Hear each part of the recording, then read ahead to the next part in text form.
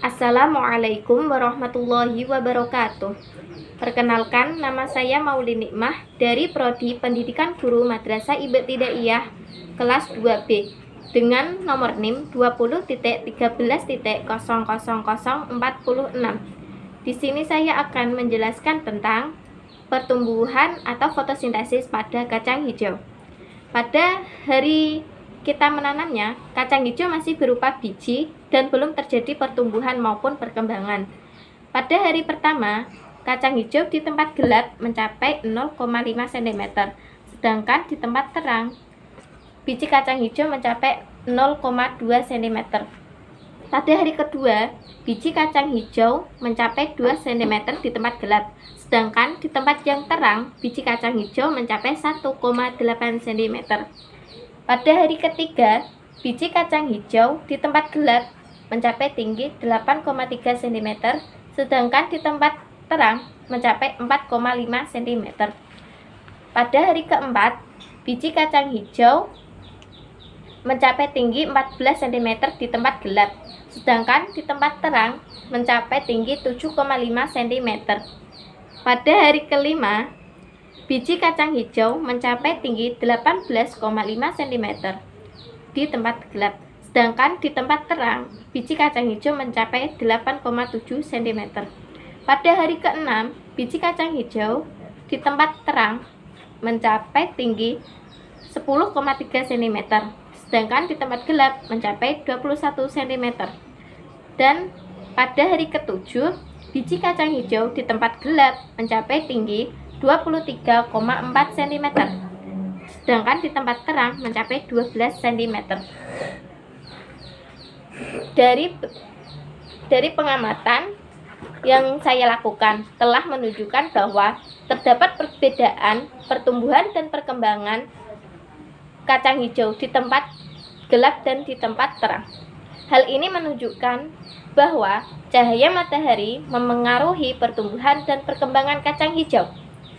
Apabila ditanam di tempat yang gelap, maka tanaman kecambah akan tumbuh lebih panjang daripada normalnya.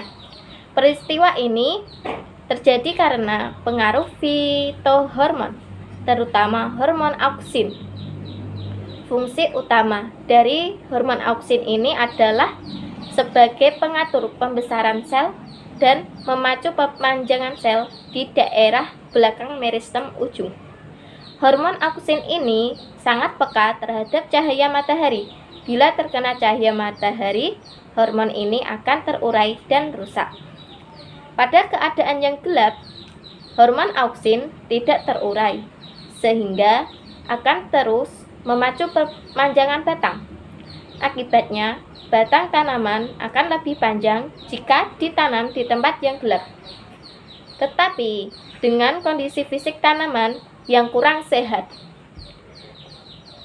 akar yang banyak dan lebat, batang terlihat kurus dan tidak sehat, warna batang dan daun pucat, dan kekurangan klorofil, sehingga daun berwarna kuning. Peristiwa ini disebut dengan etiolasi. Jika ditanam di tempat yang terang, maka kecambah akan tumbuh dengan lebih pendek daripada ditanam di tempat yang gelap. Peristiwa ini juga terjadi karena pengaruh fitohormon, terutama hormon auksin. Seperti yang telah saya jelaskan sebelumnya, bahwa hormon auksin akan terurai dan rusak jika terkena sinar matahari, sehingga laju pertambahan tinggi tanaman tidak terlalu cepat. Akibatnya, batang tanaman akan lebih pendek, tetapi dengan kondisi fisik tanaman yang sehat, subur, batang terlihat gemuk, daun terlihat segar dan berwarna hijau, serta memiliki cukup klorofil. Nah, kesimpulan dari hasil penelitian, pengaruh faktor cahaya matahari terhadap pertumbuhan dan perkembangan biji kacang hijau dapat disimpulkan bahwa cahaya matahari dapat memengaruhi proses pertumbuhan dan perkembangan tanaman.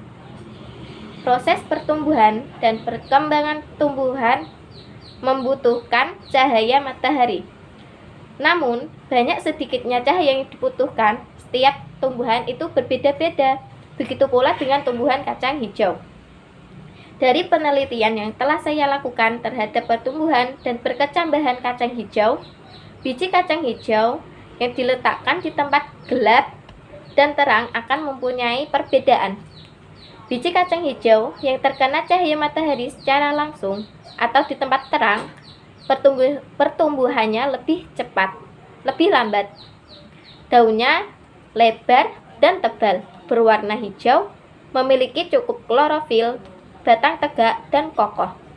Sedangkan biji kacang hijau yang terkena cahaya matahari, yang tidak terkena cahaya matahari atau di tempat gelap, pertumbuhannya akan lebih cepat tinggi dan daunnya tipis, berwarna kuning pucat serta kekurangan klorofil, batang melengkung dan tidak kokoh. Hal ini terjadi karena cahaya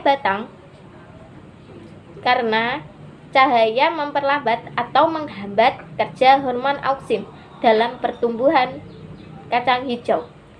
Demikian yang dapat saya sampaikan. Apabila ada kesalahan, saya mohon maaf yang sebesar-besarnya. Wassalamualaikum warahmatullahi wabarakatuh.